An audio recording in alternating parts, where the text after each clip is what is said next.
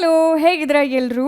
Welcome you all to Physics Wallah Kannada channel. So ಈ ವಿಡಿಯೋದಲ್ಲಿ ಸ್ವಾತಂತ್ರ್ಯ ಸಿಕ್ಕಿದ ನಂತರ ಎಜುಕೇಷನಲ್ ಜರ್ನಿ ಇನ್ ಇಂಡಿಯಾ ಯಾವ ಥರ ಇತ್ತು ಅಂತ ಹೇಳಿದ್ರ ಬಗ್ಗೆ ಚುಟುಕಾಗಿ ಮಾತಾಡ್ಲಿಕ್ಕೆ ಇಷ್ಟಪಡ್ತೀನಿ. ಈ ಒಂದು ವಿಡಿಯೋವನ್ನು ನಾನು ಸ್ಟಾರ್ಟ್ ಮಾಡ್ತಾ ಇದ್ದೀನಿ with my favourite line: education is a life long journey whose destination expands as you travel.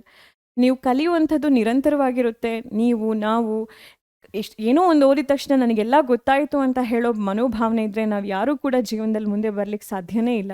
Because ಇವಾಗಂತೂ ಟೆಕ್ನಾಲಜಿ ಸಿಕ್ಕಾಪಟ್ಟೆ ತುಂಬ ಫಾಸ್ಟಾಗಿ ಹೋಗ್ತಾ ಇದೆ, ರಾಕೆಟ್ ಸ್ಪೀಡ್ನಲ್ಲಿ ಹೋಗ್ತಾ ಇದೆ. ಸೊ ನೀವು ಎಷ್ಟು ಕಲಿತ್ರೂ ಕಲಿಯೋದು ಇನ್ನೂ ಜಾಸ್ತಿ ಇದ್ದೇ ಇರುತ್ತೆ. ಕಲಿಕೆ ನಿರಂತರ. ಆದರೆ ಈ ಲಿಟ್ರಸಿ ರೇಟ್, ಸಾಕ್ಷರತೆ ಅಂತ ಹೇಳುವಂಥದ್ದು ಏನಿದೆ, 1947 ಜಸ್ಟ್ 12% ಮಾತ್ರ ಇತ್ತು ನಮ್ಮ ಇಡೀ ಇಂಡಿಯಾದಲ್ಲಿ. ಅದು ಯಾವ ಥರ ಇವಾಗ 77% ಬಂದಿದೆ ಅಂತ ಹೇಳಿದ್ರು, ಒಂದು ಸಣ್ಣ ಜರ್ನಿನ ನಾವು ನೋಡ್ತಾ ಬರೋಣ.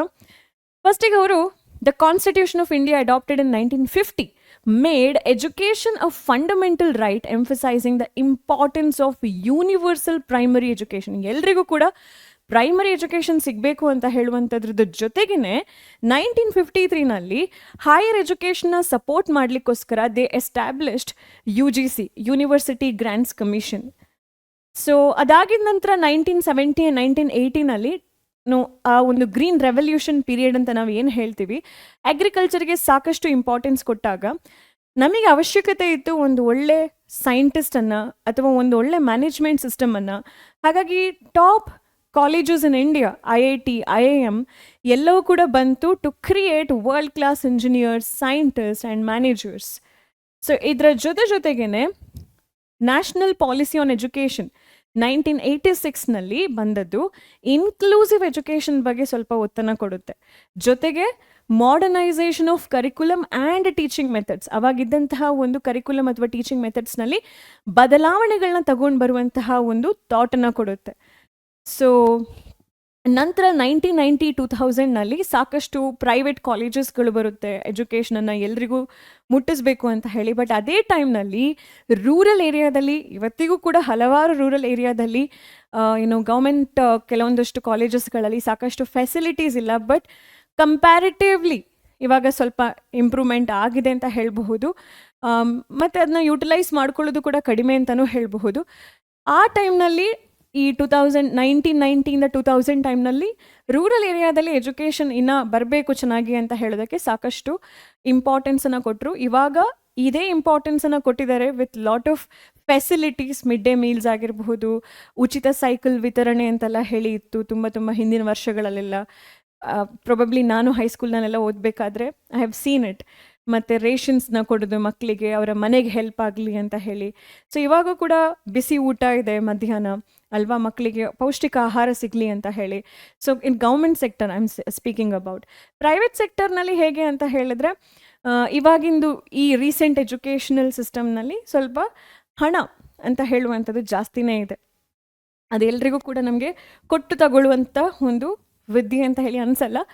ಸೊ ಎನಿವೇಸ್, ನಮಗೆ 2009 ಬಂದಿರುವ ಆ್ಯಕ್ಟ್ ಬಗ್ಗೆ ಮಾತಾಡೋದಾದರೆ, right to education, almost 6 years 14 years ಇರುವಂಥ ಯಾವುದೇ ಮಕ್ಕಳಿದ್ರೂ ಕೂಡ ಅವರಿಗೆ ಎಜುಕೇಷನ್, ಪ್ರೈಮರಿ ಎಜುಕೇಷನ್ ಅಂತ ಹೇಳುವಂಥದ್ದು ಕಡ್ಡಾಯವಾಗಿ ಕೊಡಲೇಬೇಕು ಅಂತ ಹೇಳುವಂಥದ್ದು. Making education free and compulsory, ಇದು ತುಂಬ important. Free and compulsory in children between the age of 6 and 14. ಇದರಲ್ಲಿ ತುಂಬ ಜನ ಮಕ್ಕಳು ಯಾರೆಲ್ಲ ಕೆಲಸಕ್ಕೆ ಹೋಗ್ತಾ ಇದ್ರು, they change their direction into ಇಲ್ಲ ನಾನು ಕಲಿಬೇಕು, ನಾನು ಓದಬೇಕು ಅಂತ ಹೇಳುವಂಥದ್ದು. ನೆಕ್ಸ್ಟ್ ಬರುತ್ತೆ national education policy in 2020. So ಇದು ಏನನ್ನು ಜಾಸ್ತಿ ಫೋಕಸ್ ಮಾಡುತ್ತೆ, ರೀಸೆಂಟಾಗಿ ಬಂದಿರುವಂತಹ ಒಂದು NEP ಅಂತ ಹೇಳ್ತೀವಿ ನಾವು. ಸೊ ಸ್ಕಿಲ್ ಬೇಸ್ಡ್ ಲರ್ನಿಂಗ್ ಆಗಿರ್ಬೋದು, ಹಾಲಿಸ್ಟಿಕ್ ಡೆವಲಪ್ಮೆಂಟ್ ಆಗಿರ್ಬೋದು, preparing your self for the 21st century skills, communication skill ಆಗಿರ್ಬೋದು, ಕ್ರಿಟಿಕಲ್ ಥಿಂಕಿಂಗ್ ಸ್ಕಿಲ್ ಆಗಿರಬಹುದು, ಕ್ರಿಯೇಟಿವ್ ಥಿಂಕಿಂಗ್ ಸ್ಕಿಲ್ಸ್ಗಳಾಗಿರಬಹುದು. ಸೊ ಈ ಒಂದು 21st century ಸ್ಕಿಲ್ಸ್ನ ನೀವು ಅಡಾಪ್ಟ್ ಮಾಡಲಿಕ್ಕೋಸ್ಕರ, ನಿಮ್ಮನ್ನು ಪ್ರಿಪೇರ್ ಮಾಡಲಿಕ್ಕೆ ಕೆಲವೊಂದಷ್ಟು ಬದಲಾವಣೆಗಳನ್ನು ಎಜುಕೇಷನ್ ಸಿಸ್ಟಮ್ನಲ್ಲಿ ತಗೊಂಡು ಬಂದಿದೆ ಅಂತ ಹೇಳ್ಬೋದು. ಇವಾಗ ನಾವೆಲ್ಲಿದ್ದೀವಿ, ಕೋವಿಡ್ ಆದ ನಂತರ ಪೋಸ್ಟ್ ಕೋವಿಡ್ನಲ್ಲಿ the digital education is ruling the world ಅಂತಲೂ ಹೇಳ್ಬೋದು. ಬಿಕಾಸ್ ಕೋರ್ಸಸ್ಗಳು, ಡಿಫ್ರೆಂಟ್ ಆನ್ಲೈನ್ ಕೋರ್ಸಸ್ಗಳು ಮಕ್ಕಳಿಗೆ ಸಿಕ್ತು. ಮತ್ತು ಅವರವರ ಫೆಸಿಲಿಟಿನಲ್ಲಿ ಅವ್ರು ತುಂಬ ಜನ ಮಕ್ಕಳು ಕೆಲಸಗಳನ್ನ ಮಾಡಿಕೊಂಡು ಕೆಲವೊಂದಷ್ಟು ಆನ್ಲೈನ್ ಕೋರ್ಸ್ಗಳನ್ನ ನೋಡಿ ಅವರು ಹೈಯರ್ ಎಜುಕೇಷನ್ನ ಪಡ್ಕೊಳ್ತಾ ಇದ್ದಾರೆ. ಸೊ ಡಿಜಿಟಲ್ ಎಜುಕೇಷನ್ ಅಂತ ಹೇಳುವಂಥದ್ದು ಇನ್ನೊಂದು ರೆವಲ್ಯೂಷನ್ ಅಂತಲೂ ಕೂಡ ನಾವು ಹೇಳ್ತಾ ಹೋಗ್ಬೋದು, right? So Physics Wallah is also providing you offer on this digital education. So last date ಬಂದು 18th August ಇದೆ. So class 12th KCET 2025 batch ಮಕ್ಕಳಿಗೆ ಲಕ್ಷ್ಯ KCET ಏನು ಬ್ಯಾಚಸ್ ಇದೆ ಅದರಲ್ಲಿ ನಿಮಗೆ 3000 ರುಪೀಸ್ಗೆ ಆಫರ್ ರನ್ ಆಗ್ತಾ ಇದೆ. ಇನಿಷಿಯಲಿ ದ ಪ್ರೈಸ್ ವಾಸ್ 4800 ಇತ್ತು. ಅದೇ ಥರ ಅರ್ಜುನ ಬ್ಯಾಚ್ ಮಕ್ಕಳು ಕ್ಲಾಸ್ 11th ನೀವು ಫೋಕಸ್ ಮಾಡ್ತಿದ್ದೀರಾ ಅಂತ ಹೇಳಿದ್ರೆ ನಿಮಗೂ ಕೂಡ ಮೆಟೀರಿಯಲ್ಸ್ಗಳಿದೆ, ಡೈಲಿ ಪ್ರಾಕ್ಟೀಸ್ ಪೇಪರ್ಸ್ ಇದೆ, ಕ್ವಿಜ್ ಇದೆ. ಸೊ ಈ ಒಂದು ಬ್ಯಾಚ್ದು ಆಫರ್ ಬಂದು 3000 ರುಪೀಸ್ ಇದೆ. ಸೊ ಇದು ಇವಾಗ ನಿಮಗೆ ಸಿಗ್ತಿರುವಂತಹ ಎಜುಕೇಷನ್ ಆಲ್ಮೋಸ್ಟ್ ಹೊರಗಡೆ 60,000 to 70,000 ಫ್ರೀ ಆಗಿ 3000 ರುಪೀಸಿಗೆ ನಿಮಗೆ ಎಜುಕೇಷನ್ ಸಿಗ್ತಾ ಇದೆ, ಕಾಂಟೆಂಟ್ ಸಿಗ್ತಾ ಇದೆ. ನಿಮಗೆ ಇಷ್ಟ ಇದ್ದರೆ ನೀವು ಇದನ್ನ ತಗೊಳ್ಬಹುದು. ಬಟ್ ಎಜುಕೇಷನ್ ಪಾಲಿಸಿನಲ್ಲಿ when I talk about digital education, ಇದರಿಂದ ಅಡ್ವಾಂಟೇಜ್ ಕೂಡ ಇದೆ, ಡಿಸ್ಅಡ್ವಾಂಟೇಜ್ ಕೂಡ ಇದೆ. But definitely it depends on the way you utilise it without getting distracted. ಹಾಗೆ ಏನೇ ಎಜುಕೇಷನ್ಸ್ ಇರಲಿ ಮಕ್ಕಳೇ, ಇಂಪಾರ್ಟೆಂಟ್ ಬಂದು ಮಾನವೀಯತೆ.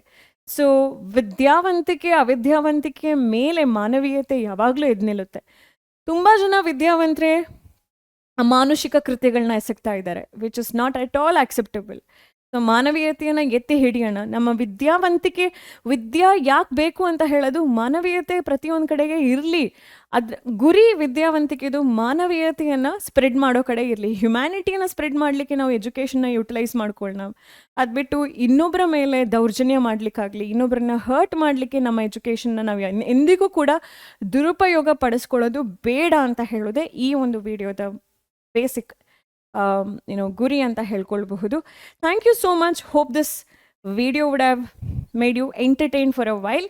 So thank you so much. I'll meet you in next video. Until then, take care. Bye bye. And thank you so much for watching this video once again. Take care.